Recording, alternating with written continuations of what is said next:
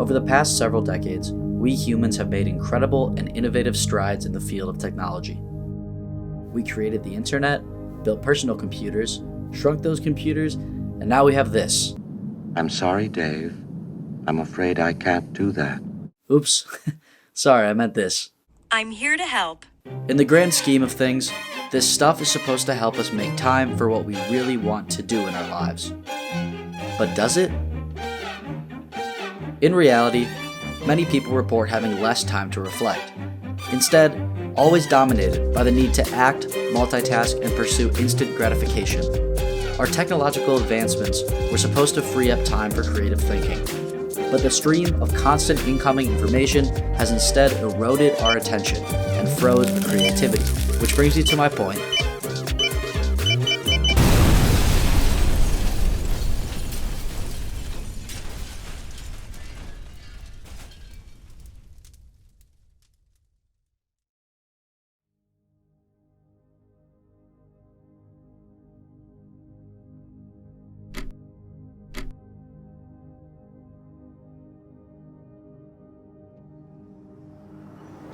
I'm Keegan May. I'm from West Hartford, Connecticut. I'm a senior here at Penn State. My major is kinesiology, and I'm going to Life University Chiropractic College in Marietta, Georgia in the fall.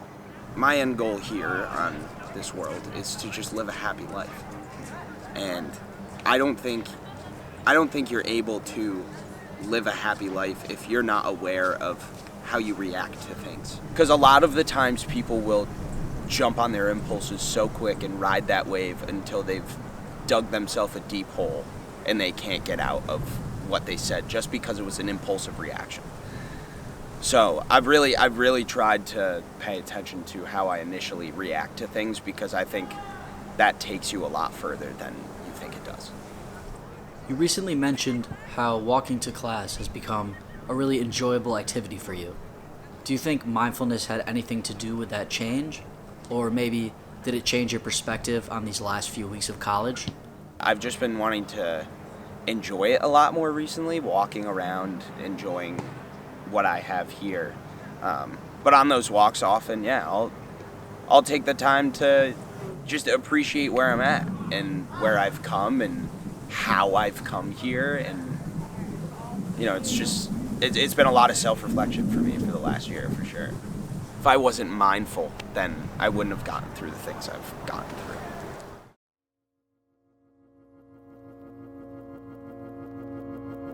Although we can't know exactly when people began to meditate, archaeologists date its origin back as far as 5000 BCE with roots in China and ancient Egypt.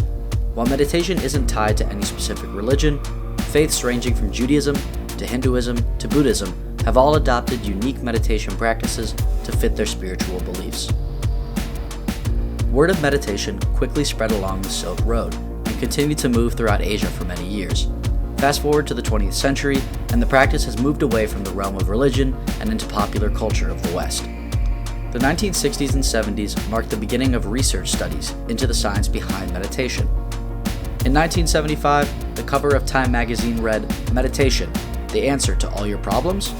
Meanwhile, the Beatles and Mia Farrow were off meditating in India to cope with the struggles of fame and fortune. Hippie culture truly pushed the practice to the mainstream. Since then, tons of celebrities have spoken out in support of meditation. My favorite being film director David Lynch. But if you'd never tasted a donut, you wouldn't really know how sweet and how good a donut is. Transcendental meditation is like that. You're going beyond field of relativity, duality, experiencing oneness.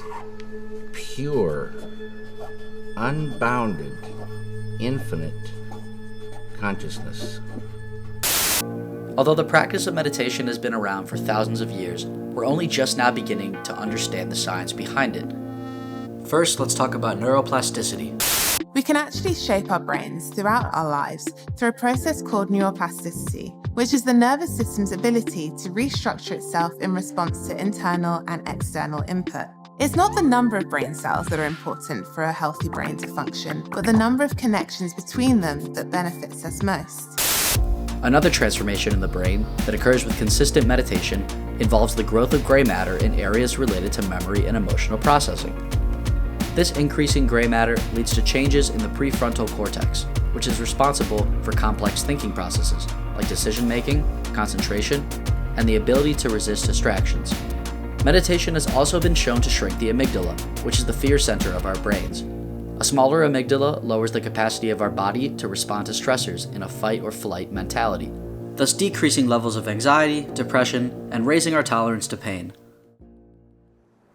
I think meditation is taking the time to acknowledge what you're thinking and how your brain thinks. When I started to meditate, I'd say I went about a week or two consistently, maybe missing a day here and there. And I would wake up in the morning and immediately go to my window in my apartment and just sit outside, let the sun hit me.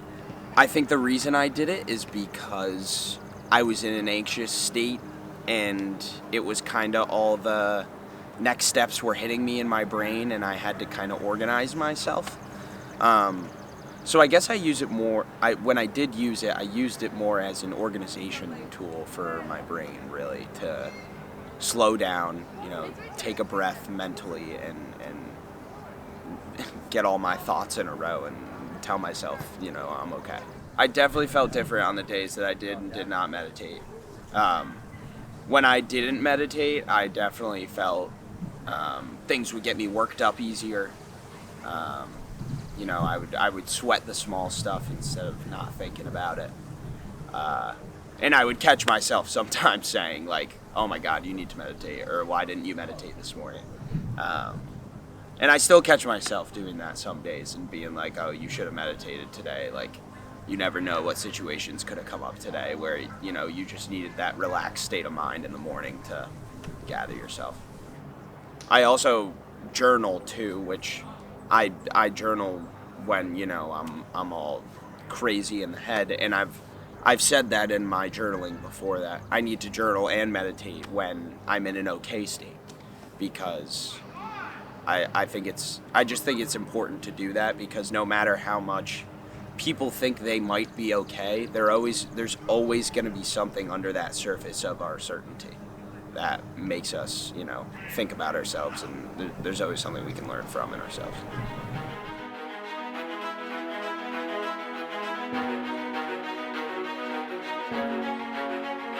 Author and motivational speaker Stephen Covey once said, "It's incredibly easy to get caught up in an activity trap, in the busyness of life, to work harder and harder at climbing the ladder of success only to discover it's leaning against the wrong wall." He's right. Life is fast-paced and exhausting. We're overstimulated and overscheduled, so we skim instead of read and avoid long movies at all costs. Is this how it'll always be? Well, not necessarily. In the last 10 years, the number of US adults practicing meditation has tripled. Today, between 200 and 500 million people meditate globally. So slow down, take a breather, meditate for a few. Because remember, life moves pretty fast. If you don't stop and look around once in a while, you could miss it. I do have a test today. That wasn't bullshit. It's on European socialism. I mean, really, what's the point?